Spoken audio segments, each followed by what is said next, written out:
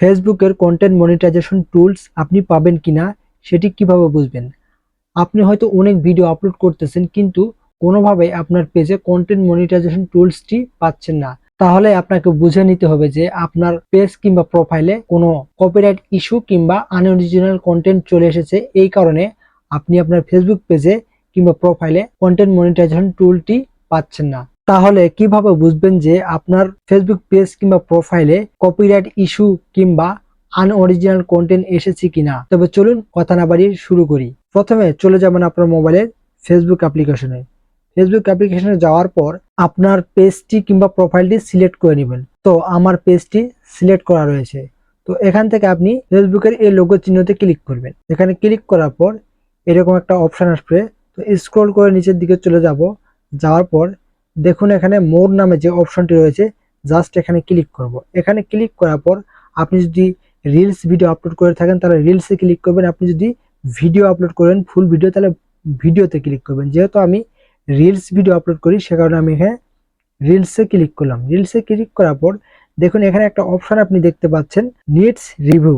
ঠিক আছে, এই নিডস রিভিউয়ে ক্লিক করবেন। ক্লিক করার পর এখানে যদি কোনো আপনার সমস্যা থেকে থাকে তাহলে কিন্তু এখানে শো করবে। ঠিক আছে, এই জায়গাতে শো করবে। তো আমার যেহেতু কোনো সমস্যা নেই সেই কারণে এখানে নো মিউট রিলস দেখাচ্ছে। ঠিক আছে, তো আমি এখান থেকে ব্যাক করে চলে যাব।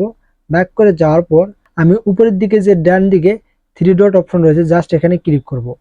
এখানে ক্লিক করার পর স্ক্রল করে নিচের দিকে চলে আসবো। নিচের দিকে আসার পর এখানে দেখুন হেল্প অ্যান্ড সাপোর্ট নামে যে অপশনটি রয়েছে জাস্ট এখানে ক্লিক করব। এখানে ক্লিক করার পর এখানে দেখুন সাপোর্ট ইনবক্স নামে একটা অপশন রয়েছে, জাস্ট এই জায়গাতে ক্লিক করব। এখানে ক্লিক করার পর আপনার সামনে কিন্তু একটা নতুন অপশন চলে আসবে। দেখুন এরকম একটা পেজ আপনার সামনে ওপেন হয়ে যাবে। তো এখানে দেখুন, এখানে যদি আপনার পেজের কোনো ইস্যু থাকে তাহলে কিন্তু এখানে আপনি দেখতে পারবেন। দেখুন আমার কিন্তু এই যে অপশনগুলো চলে এসেছে এগুলো কিন্তু আমি প্রত্যেকটাতে আমার এই ফেসবুক পেজের নাম পরিবর্তন করেছি, এই কারণে এই অপশনগুলো চলে এসেছে। আর আপনার যদি ফেসবুক পেজে কপিরাইট অপশন কিংবা আনঅরিজিনাল কন্টেন্ট চলে আসে তাহলে কিন্তু এখানে লেখা থাকবে আনঅরিজিনাল কন্টেন্ট কিংবা কপিরাইট ম্যাচিং। ঠিক আছে, তো এখানে যদি ওই অপশনগুলো আপনি না খুঁজে পান তাহলে কি করবেন, উপরে যে অপশন দুইটা রয়েছে রিপোর্টস অ্যান্ড অ্যাবাউট আদার্স এখানে ক্লিক করবেন। এখানে ক্লিক করার পর এখানে যদি আপনি কোনো অপশন দেখতে পান তাহলে কিন্তু এখান থেকে সাথে সাথে ডিলিট করে দিতে হবে। দেখুন এখানে কোনো সমস্যা নেই, এখানে নো রিপোর্টস লেখা দেখাচ্ছে, তার মানে এখানে আমার কোনো সমস্যা নেই আমার এই প্রোফাইলে।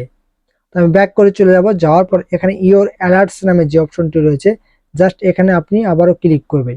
এখানে ক্লিক করার পর দেখুন এখানেও আমি দেখতে পাচ্ছি নো ভায়োলেশন, তার মানে আমার এই পেজটি ঠিক রয়েছে, আমার এই পেজে কোনো সমস্যা নেই।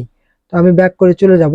যাওয়ার পর স্ক্রল করে উপরের দিকে চলে যাব। যাওয়ার পর এখানে প্রফেশনাল ড্যাশবোর্ড নামে যে অপশনটি রয়েছে জাস্ট এখানে ক্লিক করবেন। এখানে ক্লিক করার পর স্ক্রল ডাউন করে নিচের দিকে চলে আসবেন।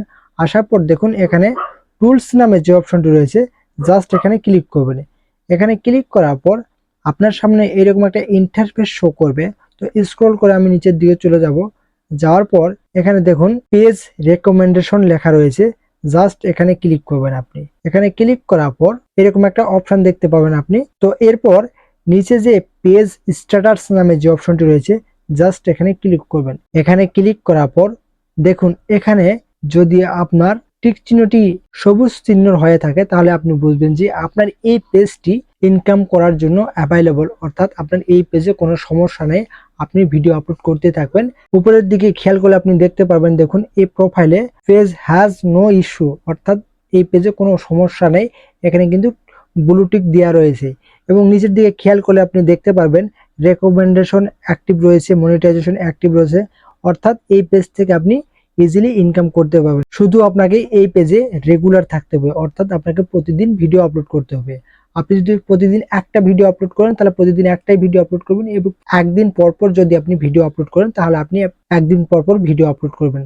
তাহলে দেখবেন যে আপনার এই পেজে কন্টেন্ট মনিটাইজেশন অপশনটি তারা দিয়ে দিয়েছে। তো বন্ধুরা আমি যে প্রসেসটি আপনাকে দেখিয়ে দিলাম ঠিক একই প্রসেস ব্যবহার করে আপনি আপনার ফেসবুক প্রোফাইল কিংবা পেজের কোনো সমস্যা রয়েছে কিনা চেক করতে পারবেন এবং আপনার পেজটি কন্টেন্ট মনিটাইজেশন টুলস পাবে কিনা সেটি জানতে পারবেন। আশা করছি বুঝাতে পেরেছি। যদি ভিডিওটি আপনাকে ভালো লেগে থাকে তাহলে অবশ্যই চ্যানেলটিকে সাবস্ক্রাইব করে আমাদের পাশে থাকবেন।